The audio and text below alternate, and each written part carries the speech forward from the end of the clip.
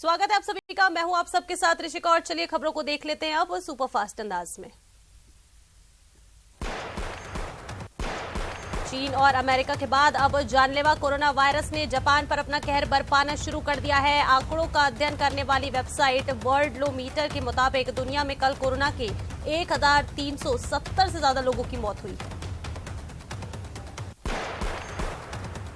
America में अब corona virus के साथ साथ सर्दी ने भी अपना कहर बरपाना शुरू कर दिया है। क्रिसमस की छुट्टियों से पहले गुरुवार को भारी हिमपात और जमा देने वाले तापमान के कारण 2270 से ज्यादा अमेरिकी उड़ानें रद्द कर दी गई।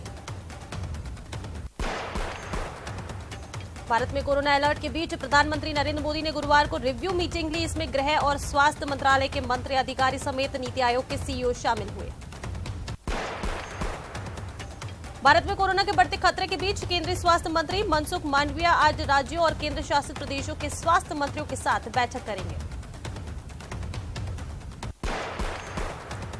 विभिन्न राज्यों में कोरोना को फैलने से रोकने के लिए रणनीति बनाई जा रही है। उत्तर प्रदेश में मुख्यमंत्री योगी आदित्यनाथ ने भी अधिकारियों के साथ बैठक कर उचित दिशा निर्देश दिए हैं। दुनिया की पहली नेजल कोरोना वैक्सीन को भारत सरकार ने मंजूरी दे दी है। कोवैक्सीन बनाने वाली हैदराबाद की भारत बायोटेक ने इसे बनाया है। नाक से ली जाने वाली इस वैक्सीन को बूस्टर डोज के तौर पर लगाया जा सकेगा।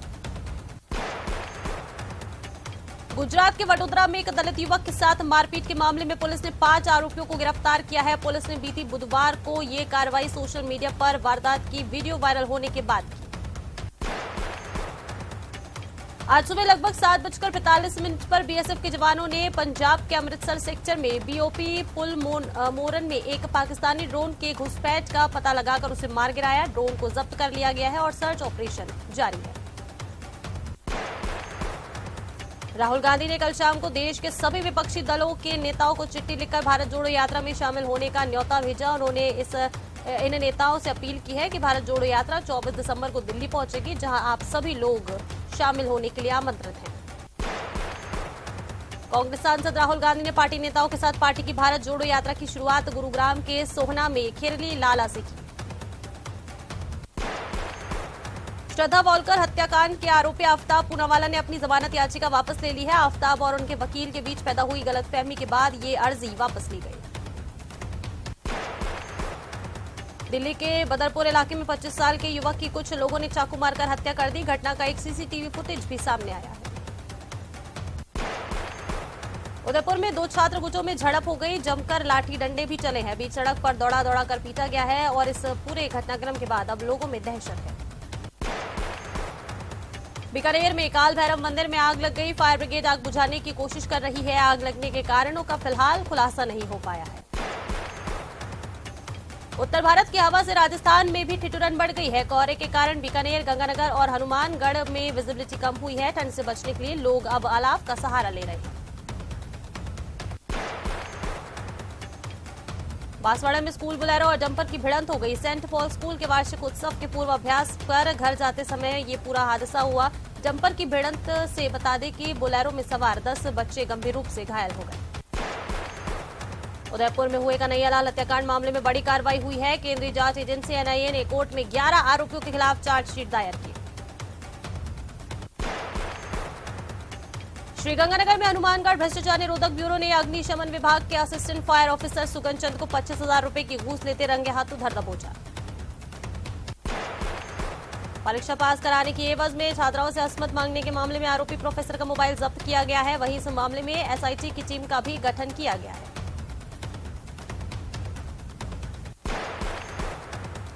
जयपुर में हर साल की तरह गुरुवार शाम को होटल क्लार्क्स आमेर की लॉबी में क्रिसमस केरल सिंगिंग का आयोजन किया गया। सेंट एंसेलम स्कूल के फादर एडवर्ड ओलिवियर ने अपनी गायक मंडली के साथ क्रिसमस कैरल गाया।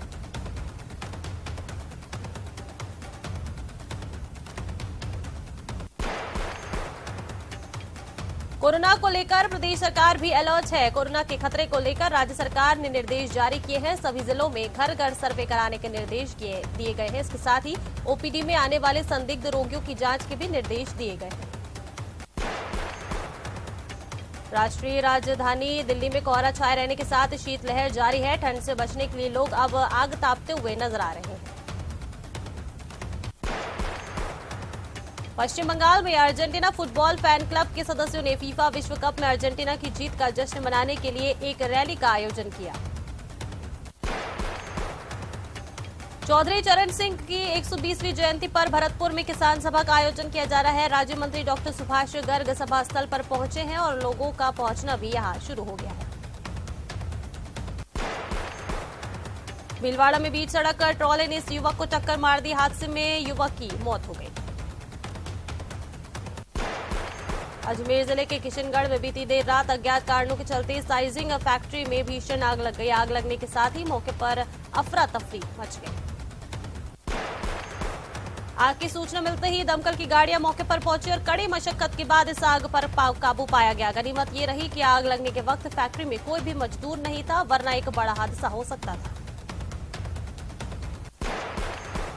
झुंझुनू में आजाद भारतवर्ष के 5वें प्रधानमंत्री और किसानों के मसीहा दिवंगत चौधरी चरण सिंह की जयंती पर आज झुंझुनू जिला मुख्यालय पर प्रभात फेरी का आयोजन किया गया। 120वीं जयंती पर सुबह 7 बजे से प्रभात फेरी निकाली गई, जिसमें आम लोगों ने चौधरी चरण सिंह के जीवन और प्रभावशाली कार्यों की सराहना करते हुए एक दूसरे को शुभकामनाएं दी। राजसमंद जिले की केलवाड़ा थाना पुलिस ने 16 दिसंबर को महिला की नाक काटकर हत्या का प्रयास करने वाले आरोपी को गिरफ्तार किया है। आरोपी भूर सिंह नाथद्वारा से गिरफ्तार कर लिया गया है। कुंभलगढ़ न्यायालय में उसे पेश किया गया, जहां से उसको जेल भेजा गया। झुंझुनू में बीती रात को इस सर्दी की सबसे ठंडी रात माना जा रहा है। पिलानी मौसम केंद्र के मुताबिक बीती रात यहां का न्यूनतम तापमान 5.1 डिग्री सेल्सियस दर्ज किया गया। 2 दिन पहले सर्दी का सबसे न्यूनतम तापमान 5.4 डिग्री दर्ज किया गया था। रात के तापमान में कल के मुकाबले काफी गिरावट देखने को मिली।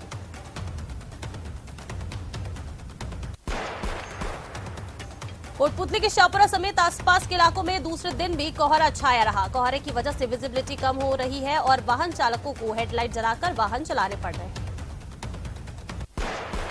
डूंगरपुर जिले की सागवाड़ा थाना पुलिस ने यूएस के लोगों से ठगी करने वाले एक शातिर ठग को गिरफ्तार कर लिया है। आरोपी ठग फर्जी कॉल सेंटर खोलकर भारत में बैठकर विदेश के लोगों से ठगी करता था।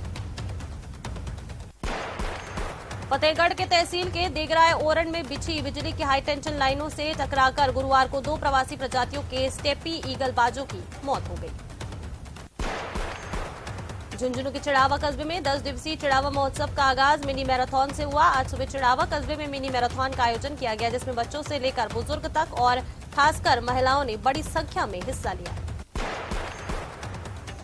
मौत का वायरस यानी कि कोरोना अब अपने नए वेरिएंट के साथ एक बार फिर भारत में दस्तक दे चुका है, जिसके बाद कोरोना को लेकर राज्य सरकार अलर्ट मोड पर है।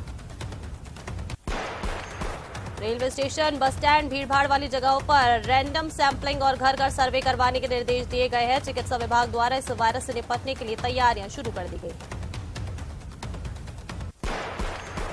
प्रदेश के सभी श्रीगंगानगर में सर्दी के तीखे तेवर देखने को मिल रहे हैं। पिछले 3 दिनों से गंगानगर में घना कोहरा पड़ रहा है और आज जिला मुख्यालय पर तो छटता हुआ ये कोहरा दिखाई दिया।